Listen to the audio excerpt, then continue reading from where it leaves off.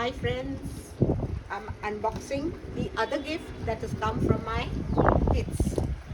Okay, so this is a crockery set, 6 plates and 6 bowls.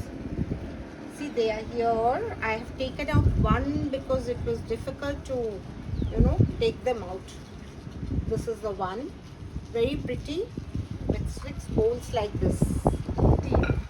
And the color is teal and it has a little texture on it, like it's not absolutely solid. This is from Bodhi House. We took it from Amazon.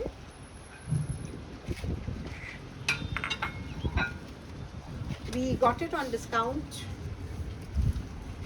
After discount we paid around 3,000, which is very good, I will say. They packed it very well. Nothing just moves, and that is why I had to take out one. See, I'm finding it very difficult to take it out. It's difficult to take out until I remove all the packings.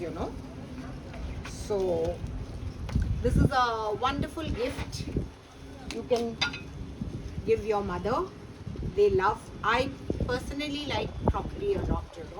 I'm very fond of my different types of crockery, and the people, those who are on cooking show, they will definitely appreciate this.